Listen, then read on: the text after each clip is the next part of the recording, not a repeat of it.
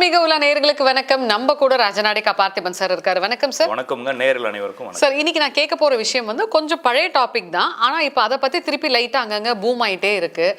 கருங்காலி மாலையை வந்து வீட்டுக்குள்ள வைங்க அப்படின்னு சொல்லிட்டு இப்போ ரீசெண்டா ஒரு 2 வீக்ஸுக்கு முன்னாடி ஒரு ரொம்ப பிரபலமான ஒரு ஜோதிடர், அவருக்கு பார்த்தீங்கன்னா நிறைய ஃபேன் ஃபாலோவர்ஸ் இருக்காங்க. இப்போ எப்படி உங்களுக்கு ஃபேன் ஃபாலோவர்ஸ் இருக்காங்களோ அவருக்கும் இருக்காங்க. அவர் என்ன சொல்லிக்கிட்டு இருக்காருன்னா, வீட்டில் உங்களுக்கு தீராத கஷ்டம் இருந்துச்சுன்னா உங்களோட பூஜை அறையில் வந்து கருங்காலி மாலையை வச்சு 48 நாள் வந்து என்ன பிரார்த்தனையோ அதை வந்து முன் வச்சு பிரார்த்தனை பண்ணுங்க, அந்த பிரச்சனை வந்து எவ்வளோ பெரிய பிரச்சனையாக இருந்தாலும் முடிஞ்சிடும் அப்படின்னு சொல்லி சொல்கிறாங்க. இதை எப்படி பார்க்குறீங்க? ஓகே, இதை பேசுவதற்கு முன்னால் இந்த கருங்காலி மாலை இதெல்லாமே கொண்டு போய் எங்கே கனெக்ட் பண்ணுறாங்கன்னா ஆன்மீகம் சார்ந்த அதுக்குள்ளே தான் கனெக்ட் பண்ணுறாங்க. அப்போ ஆன்மீகத்தினுடைய அந்த அந்த பேசிக் கட்டமைப்பை நம்ம பார்க்கணும். முகமதியத்தில் இப்போ ஹிந்துத்துவத்துலையும் இருக்குது, முகமதியத்தில் இணை வைத்தல் அப்படின்னு ஒன்று இருக்குது. இணை வைத்தல்னா இப்போ உதாரணத்துக்கு ஒருத்தவங்களுக்கு சம்திங் ஏதோ ஒரு உடம்பு நோய் வந்துடுது, ஒரு கோயிலில் கூட்டு போய் ஏதாச்சும் ஒரு தாயத்து வாங்கி போடுறோம்.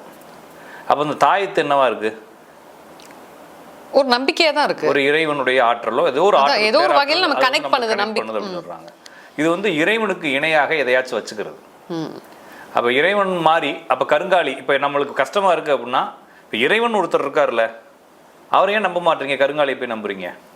நான் கேட்குறது உங்களுக்கு புரியுதா? ஒரு ஆழமாக பேசணும். நம்ம இறைவன் நம்பலாம்ல, இறைவன் நம்பிட்டு போயிடலாம் அமைதியா, ஏன் கருங்காலி நம்புறீங்க அப்படின்னா, இறைவனுக்கு அடுத்தபடியாக இப்போ என்ன பண்ணிடுறீங்கன்னா கருங்காலியை கொண்டு வந்து நிறுத்துறீங்க. மக்கள் எல்லாருமே ஒரு மீடியேட்டர் தேடுறாங்க.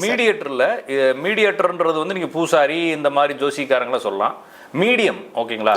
மீடியம் இல்லாட்டினா வந்து ஆல்டர்னேட்டும் வந்து பேரலான ஆல்டர்னேட்டு, இப்போ சப்ஸ்டியூட் மாதிரி ஒன்று தேடுறாங்க. அப்போ இணை வைத்தல் அப்படிங்கிறத இஸ்லாத் அப்படிங்கிறது மறுக்குது. அப்போ இறைவன் ஒருவனே, சரிங்களா? அப்போ இங்கேயுமே வந்து ஹிந்துத்துவத்திலையும் இறைவன் ஒருவனே, கிறிஸ்தவத்திலையும் இறைவன் ஒருவனே, யாருக்குமே வேறுபாடுகள் கிடையாது. அப்போ முகமது நபி என்பது இறை தூதராக வந்தார். கிறிஸ்தவத்தில் வந்து இயேசுபிரான் இறை தூதராக வந்தார். அவர் ஒரு இறைவனை குறிப்பிடுறாரு, இவர் ஒரு இறைவனை குறிப்பிடுறாரு. ரெண்டு பேருமே வந்து எல்லை இல்லாத பரம்பொருளை தான் குறிப்பிடுறாங்க.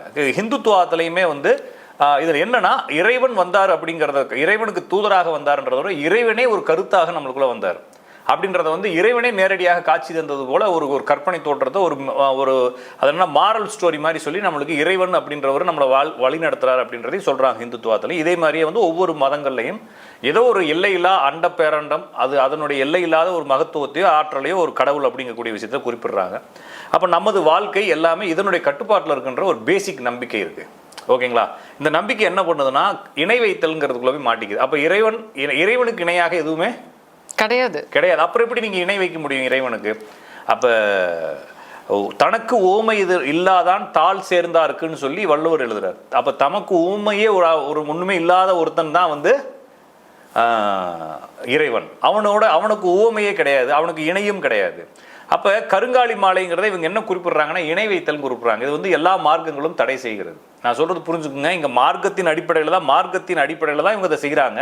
ஆனா மார்க்கங்களே இது என்ன செய்யுது? தடை செய்யுது. அப்ப இறைவன் ஒருவனை, இறைவனை நீ நேரடியா கும்பிடலாம். அப்ப இறைவனுக்கு மாற்று பொருளாக எதுவுமே இல்லை, கிடையாது. இன்னொரு கான்செப்ட் இருக்குது எல்லா இடங்களிலும். அப்போ ஒரு யோகானந்த பரமஹம்சர் அப்படின்னு சொல்லி யுத்தேஸ்வரகிரி லாகிரி மகாசாயருடைய சீடர் யுத்தேஸ்வரகிரி, இந்த பாபான்னு ஒருத்தர் உட்காந்து ரஜினிகாந்த் எல்லாம் இப்ப வரைஞ்சார் இல்லைங்களா? ஒரு மாதிரி. ஆமா, அவருடைய சீடர் லாகிரி மகாசாயர், அவருடைய சீடர் யுத்தேஸ்வரகிரி, அவருடைய சீடர் வந்து யோகானந்த பரமஹம்சர். அவர் வந்து யோகியின் சுயசரிதைன்னு புத்தகங்கள்லாம் எழுதியிருக்கிறாரு. அவர் ஒரு யோகி. அவர் என்ன எழுதியிருக்காருன்னா, அவர் காசி விஸ்வநாதர் கோயில் ஏதோ ஒரு கோயிலுக்கு போயிருக்கிறாரு. போறப்ப அந்த லிங்கத்தை பார்த்துருக்காரு. லிங்கம்ங்கிறது என்னது? சிவனோட கல்லு. அவருக்கு கல்லா தெரிஞ்சிருக்குது.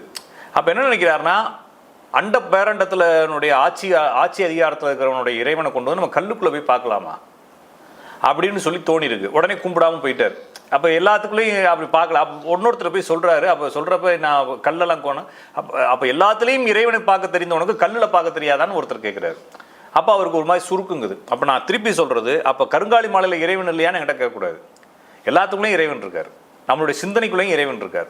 அப்ப நான் எதை வேணாலும் நினைச்சு வழிபடலாம், கல்லை நினைச்சு வழிபடலாம், பக்கத்தில் கூடிய ஏதாச்சும் ஒன்றுக்கு நான் என்னுடைய மரபுகள் அடிப்படையில் சடங்குகள் செஞ்சு வழிபடலாம், அதில் எந்த தடையும் இல்லை. ஆனால் இறைவனுக்கு அடுத்தபடியாகவோ இல்லை இறைவனுக்கு உயர்வாகவோ நீங்கள் கருங்காலையை கும்பிட்டாலும் சரி, கல்லை கும்பிட்டாலும் சரி, மண்ணை கும்பிட்டாலும் சரி, அது வந்து வீண் அல்லது உங்களுடைய மனப்பொருளை வைத்தான் வெளிப்படுத்துது.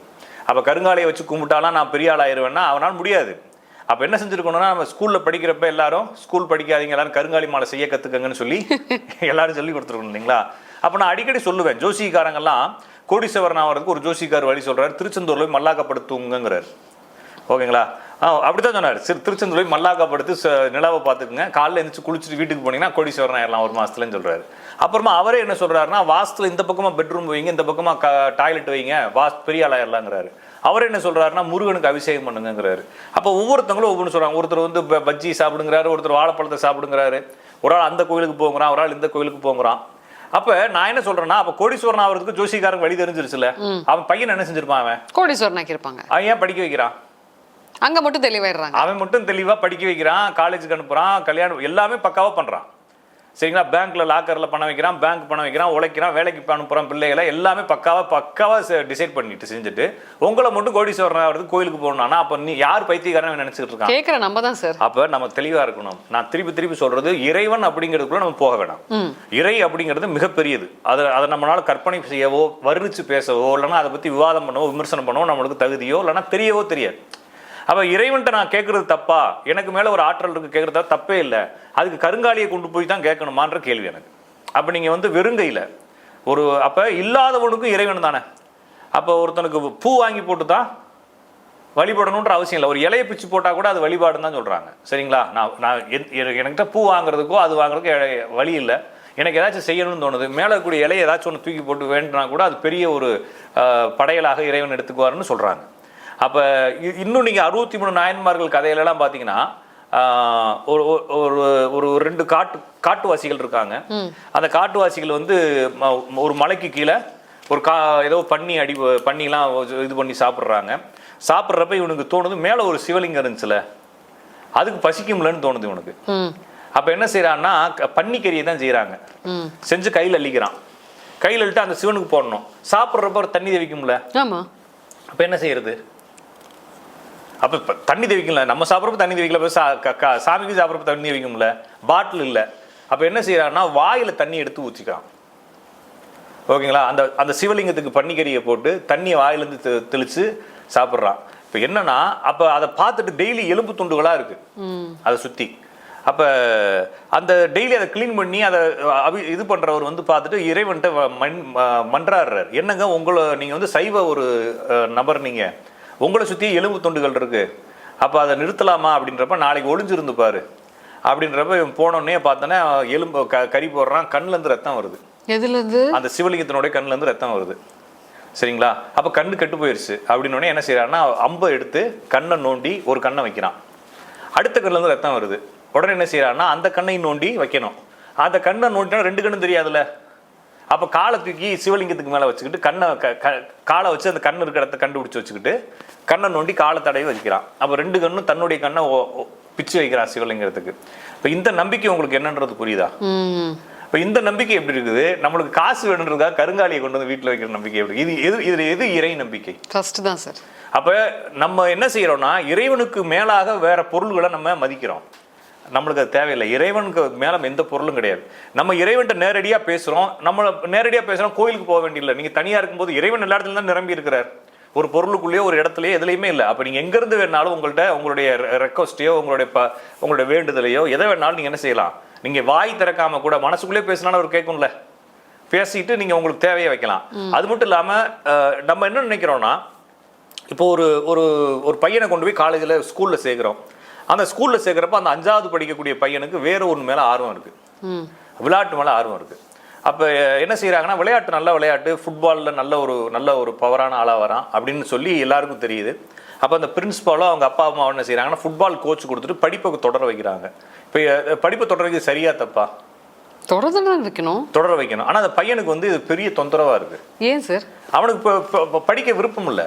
அவன் ஃபுட்பால் தான் இன்ட்ரெஸ்ட், 24 ஹவர்ஸ் ஃபுட்பால் விளாட்றேங்கிறான். ஆனால் பிள்ளைகளை என்ன செய்யறாங்கன்னா, அப்பா அம்மா படிக்க வைக்கணும். இது இவனுக்கு எப்போ புரியுதுன்னா, இவன் படித்து பெரிய டோர்னமெண்ட் ஆகி பெரிய ஆளாகி சாம்பியன் ஆகி உலக அளவுக்கு போகும்போது இவனுடைய கல்வியும் சேர்த்து அவனுக்கு ஒரு உலகத்தையும் சொல்லிக் கொடுக்குது. இவனுடைய அந்த மகத்துவத்துக்கும் ஒரு உறுதுணையாக வருது. அப்போ உட்காந்து யோசிக்கிறான். அப்போ சின்ன வயசுல அறிவு இல்லாத போது இவனுக்கு அந்த கல்வியும் சேர்த்து கொடுக்கணும்னு அப்பாவுக்கு தோணுச்சுல. அப்போ நம்மளுடைய வாழ்க்கையிலையும் நம்ம இன்னைக்கு என்ன தேவைன்னு நம்மளுக்கு தெரியாமல் எதையாச்சும் லூசுத்தனமாக என்ன செய்வோம்னா, போய் இறைவன்ட்டே யார்ட்டையும் வேண்டும். அப்போ இறைவனுக்கு தெரியும் இந்த எருமாடான வரைக்கும் இவனுக்கு என்ன மாதிரி லைஃப் இருந்தால் சரியா இருக்கும். இப்போ இவனுக்கு ஏன் அதை கொடுக்குறோன்றது இறைவனுக்கு தெரியும் இல்லைங்களா? அப்போ எனக்கு இப்போ இருக்கக்கூடிய விஷயங்கள் பிடிக்கல, இந்த சுச்சுவேஷன் எனக்கு பிடிக்கல, எனக்கு இந்த விஷயத்தை ஏன் இந்த இறைவன் செஞ்சான்ற அந்த அந்த அந்த அந்த ரகசியம் எனக்கு தெரியாது, அதனால அது எனக்கு பிடிக்கல. அதனால நான் வந்து இறைவன் போய் அதை மாற்றி கொடுன்னு கேட்குறேன். இறைவன் வெயிட் பண்ணு, இதோட வேல்யூ வந்து உனக்கு இன்னொரு 7 வருஷம் கழிச்சு தெரியுன்ற மாதிரி சொல்லியிருக்காருன்னு வச்சுக்கோங்களேன். அப்போ எப்போ மாறுமா மாறாதானா மாறாது. அப்போ நீங்கள் கேட்டு தான் இறைவன் சரி பண்ணணுன்ற அவசியம் கிடையாது. எல்லாத்தையும் சரியாகவே படைத்தனன்னு சொல்கிறாங்க. அப்போ கண்ணு 2 கண்ணு இருக்கு இல்லைங்களா? ஒத்த கண்ணோட படைச்சிருக்கலாம். எத்தனை பேருக்கு கண்ணு இல்லாமல் இருக்கிறாங்க, எத்தனை பேர் கால் இல்லாமல் இருக்கிறாங்க, எத்தனை பேர் கை இல்லாமல், நம்மளுக்கு எல்லாத்தையும் படைச்சிருக்காருல்ல இறைவன். அப்போ இதெல்லாம் யோசிச்சு சரியாக படைச்சு இப்படி ஒரு வாழ்க்கையை கொடுத்து நம்ம ஒரு காட்டுவாசியாக பிறந்திருந்தா இல்லைங்களா? நான் சொல்றது புரிஞ்சுக்கலாம். ஒரு அமேசான் காடுல நடுவில் பிறந்து அப்பா அம்மாவும் செத்து போய் தனி ஆளா இருந்திருந்தோம்னு வச்சுக்கோங்க, ஐயோ என்ன இருந்திருக்கும்? காட்டுக்குள்ளதான் இருந்துக்கணும். காட்டுக்குள்ள எவங்க எந்த மிருகம் கடிச்சிங்கன்னு தெரியாம அப்ப இதெல்லாம் சரி பண்ணி ஒரு நல்ல குடும்பத்துல பிறக்க வச்சு, இந்த ஊர்ல பிறக்க வச்சு, நம்ம பிறக்கிறப்ப ஏசிலாம் போட்டு விட்டு இவ்வளவு கார்லாம் அப்ப எல்லாத்தையும் டிசைட் பண்ணி பறிச்சவனுக்கு நம்மளுக்கு அந்த அந்த அந்த ஷேர் மார்க்கெட்ல பணம் வரதை வைக்கிறது மட்டும்தான் நம்மளுக்கு அவருக்கு இறைவனுக்கு தெரியாதுன்ற மாதிரி நம்ம நினைக்கிறோம் இல்லைங்களா? இல்லைன்னா அந்த கல்யாணத்தை மட்டும் பண்ணி வைக்க தெரியல அந்த ஆளுக்கு. மீதி எல்லாத்தையும் பர்ஃபெக்டா இதயம் படைச்சிட்டாரு, கல்லீரல் படைச்சிட்டாரு, யூரின் ட்ராக் படைச்சிட்டாரு, வாழ்க்கையை படைச்சிட்டாரு. அதுக்கான அப்ப தனு புவன போகம்னு சொல்றாங்க. தனுனா உடல், புவனம்னா உலகம், போகம்னா இன்பம். அப்ப என்னையும் படைத்து நான் வாழக்கூடிய உலகத்தையும் படைத்து இந்த 2ஐயும் படைத்ததோடு இல்லாமல் இந்த வாழ்க்கையில நான் படக்கூடிய சந்தோஷத்துக்கான சூழலையும் படைச்சிருக்காரு இல்லையா? இவ்வளோதையும் படைச்ச இறைவனுக்கு நம்மளுக்கு தேவைப்படக்கூடிய அந்த கல்யாணம், இல்லைன்னா புள்ள, இல்லாட்டினா வந்து அந்த ஷேர் மார்க்கெட்டில் வரக்கூடிய பணம், இல்லைன்னா சின்ன கடன், இல்லைன்னா தொழில் விருத்தி, இதை மட்டும் தான் செய்ய தெரியாது இல்லையா? அதுக்காக நம்ம என்ன பண்ணோம்னா ஒரு கருங்காலி மாலையை வாங்கி போட்டு நம்மளை ஏமாற்றி, ஊரில் இருக்கவனை ஏமாற்றி, இறைவனை ஏமாற்றி, இதுக்கு ஒரு கதை. இந்த கதையை ஒருவேளை அவங்க பார்க்காம இருக்கலாம், பார்த்துட்டு கூட என்னமோ பண்ணட்டும். இது வந்து நான் வேற மாதிரி புரிஞ்சுக்கிற மாதிரி சொல்கிறேன், சரிங்களா? இப்போ சமீபத்தில் எனக்கு வந்து என்னுடைய ஸ்டூடெண்ட் ஒருத்தவங்க எனக்கு வந்து அவங்களுக்கு ஒரு ஆடியோ வந்திருக்கு. அந்த ஆடியோவை எனக்கு அனுப்பிச்சாங்க. என்ன ஆடியோனா, நான் வந்து அவங்க பேரெல்லாம் வேணாம், எதுவுமே வேணாம், சப்ஜெக்ட் மட்டும் சொல்கிறேன். அவங்க என்ன கேட்டிருக்காங்கன்னா, நான் வந்து கொஞ்ச நாளைக்கு முன்னால் நான் சில வேண்டுதல் வச்சுக்கிட்டேன் முருகனுக்கு. அந்த வேண்டுதல் நிறைவேறிடுச்சு, ஆனால் அதை செய்ய மறந்துட்டேன். ஆனால் தொடர்ந்து எனக்கு கொஞ்சம் சில கஷ்டங்கள் இருக்குது, ஒருவேளை அதனால இருக்குமோ அப்படின்னு சொல்லி ஒரு பயம் வந்துச்சு. அதனால் அதை செய்யலான்னு முடிவு எடுத்துருக்கிறேன். என்ன வேண்டுதல்னா வேல் பிச்சை அப்படின்னு சொல்கிறாங்க.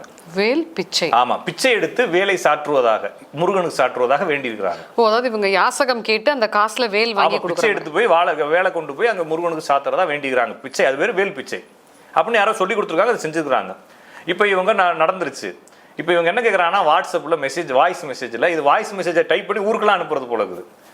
நீங்கள் உங்களால் முடிஞ்ச அமௌண்ட்டை எனக்கு ஜிபேல சென்ட் பண்ணுங்க. அது எப்படி சார் பிச்சையா அப்படின்னு கேட்குறாங்க. அவங்க என்ன கேட்குறாங்கன்னா, எனக்கு தெரிஞ்சவங்க எனக்கு அனுப்பிச்சு, சார் இவங்க ஏதோ கேட்குறாங்க, இவங்களுக்கு என்ன செய்யலான்னு கேட்குறாங்க. நான் ஒரு வாய்ஸ் மெசேஜ் அனுப்புகிறேன். என்ன அனுப்புகிறேன்னா, பிச்சை என்பது நேருக்கு நேர் போய் கேட்கணும். போய் பஸ் ஸ்டாண்ட்லையும் கோயிலுக்கு முன்னாலேயும் உட்காந்து ஒவ்வொரு ஆளாக தனித்தனியாக சில்லற மாதிரி வாங்கி சேர்க்கறது பேர் பிச்சை. வசூல்னு ஒன்று இருக்கு. நான் ஒரு கோயில் கட்டுறேங்க, எல்லாரும் ஒரு அது வசூல். இப்போ இந்த ஜிபேல கேட்குறாங்க. ஆமா, நற்பணின்னு சொல்றாங்க இல்லைங்களா? அப்போ கோயில் நற்பணி, அன்னதான வசூல், அன்னதான கலெக்ஷன்.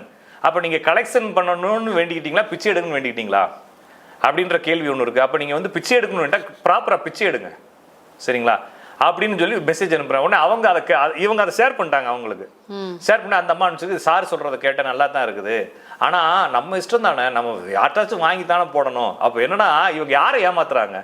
அவங்களே ஏமாத்திக்கிறாங்க சார். அவ்வளவுதான். இறைவனை இவங்களால ஏமாத்த முடியாது, ஆனா இறைவன் பார்க்க மாட்டாருன்னு நம்பிக்கை இருக்குது இல்லையா? அப்ப எதுக்கு அந்த மாதிரி ஒரு விஷயம் தயங்கக்கூடிய விஷயத்தை ஏன் வேண்டிக்கிறாங்க? பிரச்சனை என்னன்னா, நான் வந்து சொசைட்டில கடவுள் பக்தியா இருக்கணும், கடவுள் பக்திமான வெளியே காட்டணும், கடவுளை நம்பணும். ஆனா கடவுள் வந்து எதையும் செய்ய மாட்டாருன்ற இன்னொரு நம்பிக்கை எங்களுக்குள்ள இருக்கு. அதனாலதான் ஏமாத்துறாங்க. புரிஞ்சுக்கிட்டீங்களா? நான் வந்து அடிக்கடி கேட்பேன், கோயிலில் அன்னதானம் பண்றவங்களுக்கெல்லாம் கடவுள் பக்தி இருக்கு, ஆனா இவங்க எல்லாமே என்னைக்காச்சும் ஒரு நாள் வந்து ஏதாச்சும் ஒருத்தனை ஏமாத்திருப்பாங்க.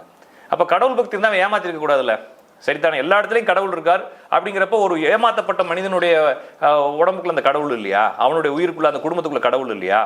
அப்படிங்கிறப்ப இவங்க என்ன செய்யறாங்கன்னா, ஏதோ கடவுளுங்கிறவர் வந்து ஒரு ஒரு ஹைடா இருக்கிறாரு, எங்கேயோ ஒளிஞ்சிருக்கிறாரு, அந்த ஆளு நம்மளை பார்க்க மாட்டாரு. ஆனா கடவுள் சடங்குகள்னு வச்சிருக்காங்க இல்லைங்களா, அதெல்லாம் வந்து கரெக்டா இருக்கும் போல. நம்ம சடங்குகள் செய்யணும், போய் அந்த ஆள் சேரும், ஆனா அந்த ஆள் நம்மளை பார்க்க மாட்டாரு.